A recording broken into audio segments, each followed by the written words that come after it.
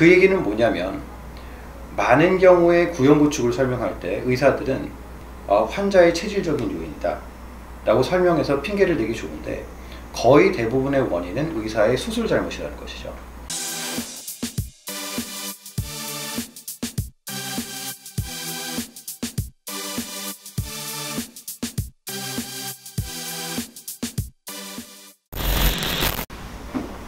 안녕하세요.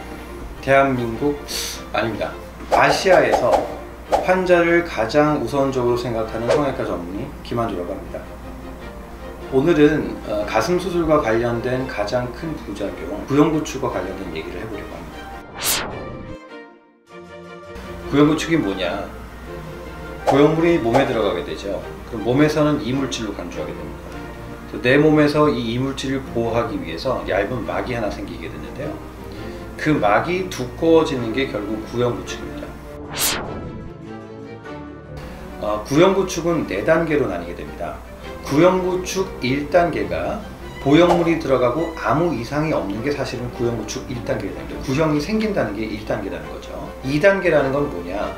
보여지는 변형은 없지만 보형물이 만졌을 때 좀 더 단단하게 만져지는 게 2단계. 3단계는 단단해지면서 보형물이 약간 위로 이동을 하게 됩니다.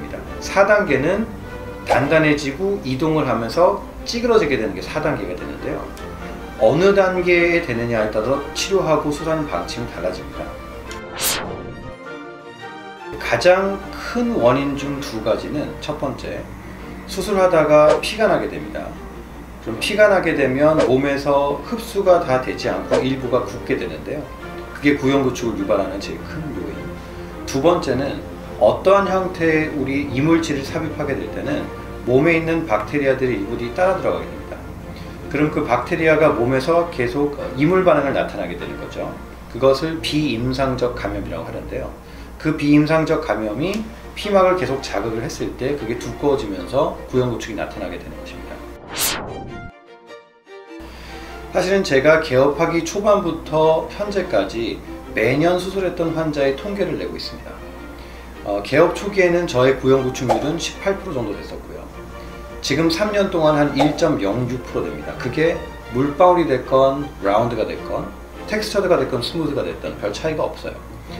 그 얘기는 뭐냐면, 많은 경우에 구형구축을 설명할 때 의사들은 환자의 체질적인 요인이다 라고 설명해서 핑계를 대기 좋은데, 거의 대부분의 원인은 의사의 수술 잘못이라는 것이죠. 수술을 정확하고 빠르게 안전하게 할 수 있는 것이 구형구축을 낮출 수 있는 가장 큰 요인이라고 생각하시면 됩니다. 결국은 이제 3가지인데요. 첫 번째, 구형구축은 의사의 수술의 잘못. 2번째, 환자의 체질적인 요인이 분명히 있습니다. 마지막은 보형물 원인이 되겠죠. 결국은 1%라는 것은 환자와 보형물의 원인 때문에 줄일 수 없는 거지만, 실질적으로 의사의 수술 실력으로는 1%대로 충분히 낮출 수 있다고 저는 생각을 하고 있습니다. 많은 분들이 저의 30분 퀵가슴에 대한 비판을 합니다. 과연 수술을 그렇게 빨리 할 수 있는 거냐? 빨리 하는 게 말이 되느냐? 여러 가지 논문들을 보면 이런 논문들이 있습니다. 수술 시간을 단축하는 것이 공기 중에서 있는 박테리아들이 보형물이나 접촉을 줄여서 구형구축을 낮춘다. 결국에는 수술을 빨리 하는 게 제가 빨리 하고 싶어서 하는 게 아니라 구형구축을 낮추려고 하는 거고요. 그 대신에 해부학적으로 혈관이 있는 정확한 위치를 먼저 찾고 지혈을 하게 되면 그 다음엔 박리가 훨씬 수월해지게 되는 것이죠. 그러니까 결국은 알고 있는 지식의 정도를 가지고 지혈을 낮춰서 구형구축을 낮출 수 있다는 거. 2번째, 2013년에 빌 아담스라는 미국의 유명한 성형외과 의사가 구형구축을 낮출 수 있는 14가지 포인트를 발표한 논문이 있는데요.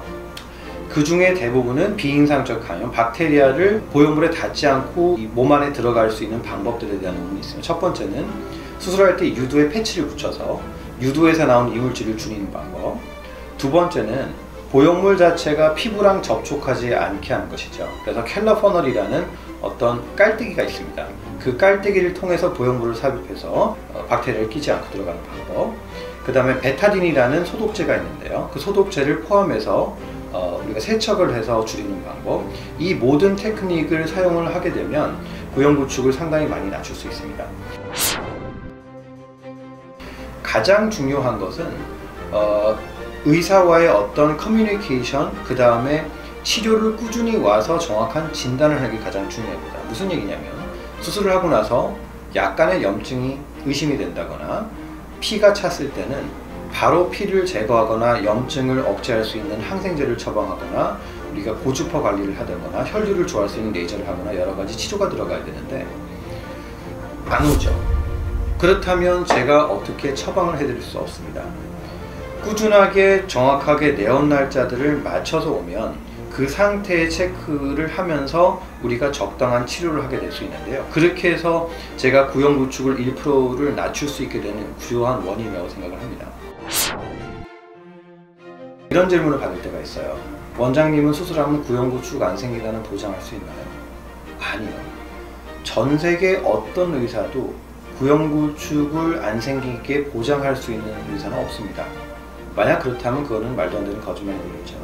하지만 분명한 사실은 논문에 나와 있는 구형 구축의 통계는 적게는 3%, 많게는 10몇 %까지 되지만 제 개인적인 통계는 지난 3년 동안 1%다 라는 것은 자신 있게 말씀드릴 수 있고, 최소한도 생겼던 사람 중에서 해결 못했던 사람은 없습니다. 어떠한 상황이 됐건 저는 뒤에 숨는 것은 가장 비겁한 사람이라고 생각합니다. 환자가 분명히 구형 구축이 있는데 괜찮아요, 문제 없을 거예요, 이 정도면 됐죠 라는 것은 저한테는 절대 용납이 안 됩니다. 조그만 구형 구축이 있더라도 제가 나서서 해결하려는 노력을 보여준다는 게 의사의 본연의 모습을 봤고요. 최소한도 제 환자들에게는 최대한 정직하게 있는 상황을 설명을 하고, 그 다음에 이런 상황이 있을 때 어떻게 해결해 나갈까를 같이 고민을 해보는 것이 의사로서의 제대로 된 자세라고 생각을 하고요. 앞으로도 그런 자세는 변함없이 유지하면서 지도할 것을 약속드리면서 오늘 이것으로 제 얘기를 마치도록 하겠습니다. 감사합니다.